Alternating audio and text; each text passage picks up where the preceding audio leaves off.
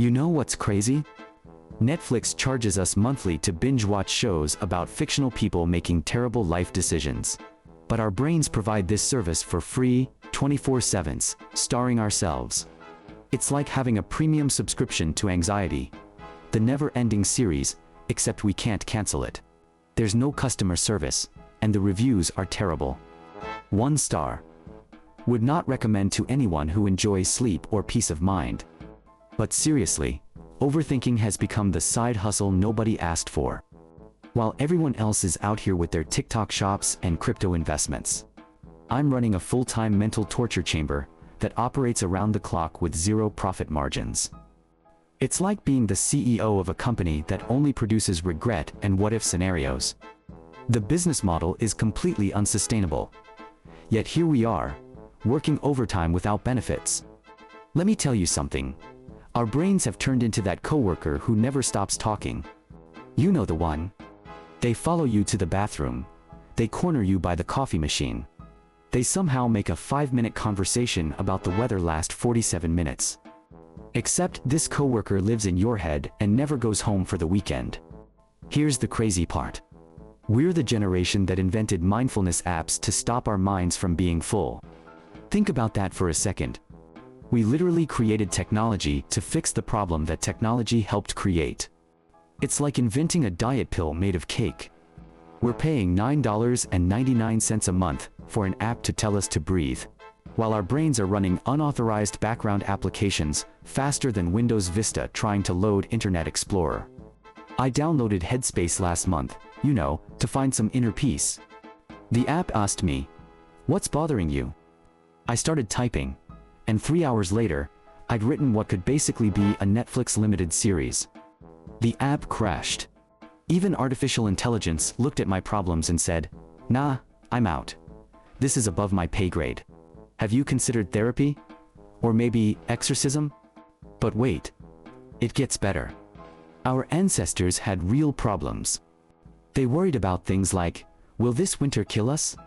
Or is that rustling in the bushes a tiger? Simple, straightforward, survival-based anxiety. Meanwhile, I'm lying awake at 3 a.m., wondering if the person who liked my Instagram post from 2019 thinks I'm desperate for going back and liking theirs from 2020. My great-grandmother survived the Great Depression. I'm having a Great Depression because I used the wrong emoji in a work email.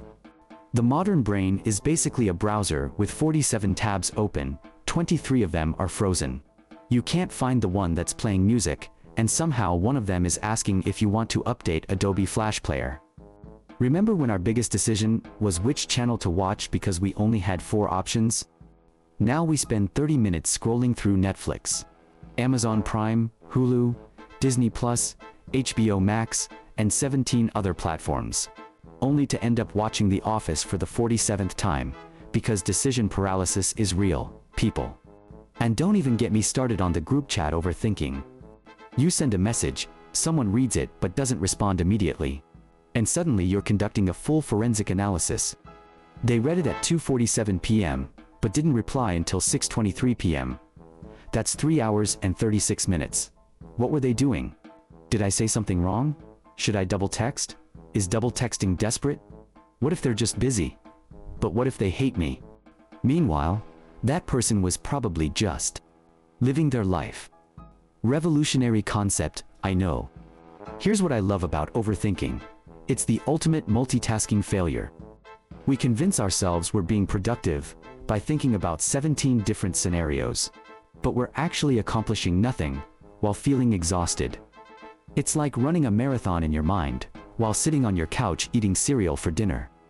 The mental calories burned do not translate to physical fitness, unfortunately. Trust me, I've tested this theory extensively. We've created a world where our phones have do not disturb mode, but our brains are stuck on disturb everything always. Your phone can go to sleep. Your brain is running a 24-hour casino where the house always wins, and the chips are made of pure anxiety. The slots are just spinning thoughts. What if? What if ... what if ... double quotes ding ding ding. Congratulations! You've won a brand new panic attack. Your prize is 3 hours of staring at the ceiling, wondering if that weird noise your car made last Tuesday means you're going to die in a fiery crash on your way to Whole Foods. But here's the thing nobody talks about. We're all doing this together. We're all walking around pretending we have our lives figured out while internally running the same dysfunctional mental software. It's like we're all playing The Sims, but instead of controlling our characters, we're just watching them make questionable decisions while we panic in the background. No, don't send that text. Don't buy that thing you can't afford. Stop eating ice cream for breakfast. But our mental sim is just living their best chaotic life. If overthinking were an Olympic sport, we'd all be gold medalists. The qualifying events would include replaying conversations from 3 years ago, creating fictional arguments with people who don't know you exist, and my personal favorite, analyzing every possible meaning behind K instead of OK in text messages. The world record holder would be whoever can turn a simple grocery shopping trip into an existential crisis about life choices and financial responsibility. Let me tell you something else that's beautiful about this whole situation. Our generation has more information available than any humans in history. Yet we use this incredible access to knowledge primarily for one thing: convincing ourselves that every minor symptom is a rare tropical disease. WEBMD should just change its name to Reasons You're Probably Dying. The website. You search headache, and suddenly you're planning your funeral because apparently, you have a brain tumor, 3 different cancers, and a condition that only affects 17 people worldwide. Meanwhile, you're just dehydrated because you forgot to drink water while overthinking about whether that person at Starbucks judged your order. And social media? Don't even get me started on social media overthinking. We're out here crafting Instagram captions like we're writing our Nobel Prize acceptance speech. I spent 2 hours yesterday deciding between living my best life and good vibes only for a picture of my lunch. My lunch? A sandwich doesn't need a philosophical caption, but there I was, having an existential crisis over whether my avocado toast adequately represented my personal brand. LinkedIn is even worse. Professional overthinking is a special kind of torture. I'm excited to announce ... double quotes, no, you're not excited. You're terrified and overthinking every word because you're afraid someone will discover you're just winging it like everyone else. We're all out here pretending to be thought leaders, when most of our thoughts are just, I wonder if I left the stove on, and why did I say that thing in 2007? The beautiful irony is that while we're all overthinking everything, we're also the generation that invented the concept of ghosting, literally disappearing from conversations without explanation. So we'll spend 3 hours crafting the perfect response to someone, then get overwhelmed by our own overthinking, and just ... vanish. It's like our brains are simultaneously over-engineers and quitters. This message needs to be perfect. Actually, never mind, this is too hard. Delete draft. Pretend this never happened. Here's what I've realized about our collective mental hamster wheel situation. The solution isn't to stop overthinking. That's like telling someone to stop breathing. It's hardwired into our modern existence. Instead, maybe we should start charging rent. Dear brain, you've been operating a 24/7 worry factory in my head without permission. Please see attached invoice for utilities, management fees, and damages to my sleep schedule. Payment is due immediately in the form of 1 good night's sleep, and the ability to enjoy a meal without photographing it. Or maybe we should embrace it. Start a support group. But wait. It gets better ... again. We're living in an era where we have meditation apps, mindfulness coaches, life gurus, and self-help books coming out of our ears, yet mental health issues are at an all-time high. It's like we've created an entire industry dedicated to fixing problems we created with other industries. We invented social media to connect with people, then invented digital detox retreats to escape from social media.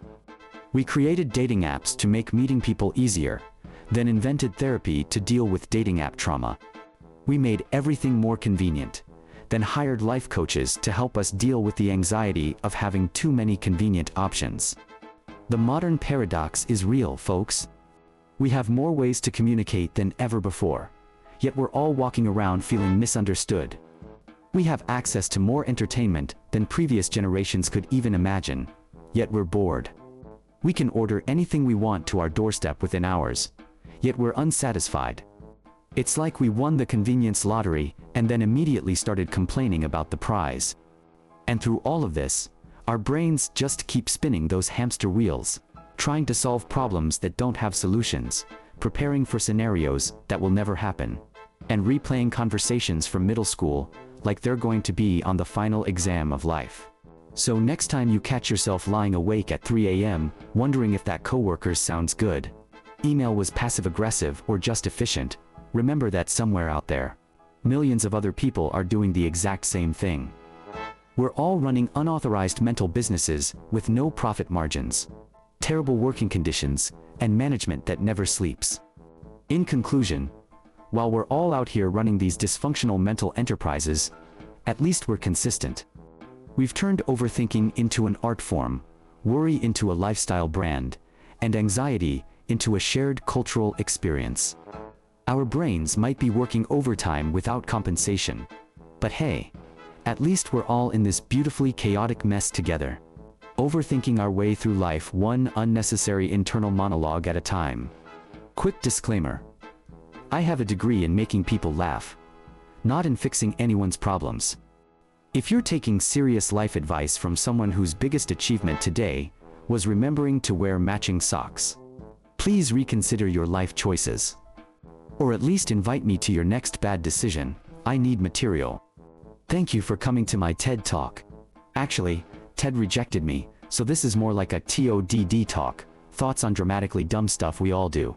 See you next time.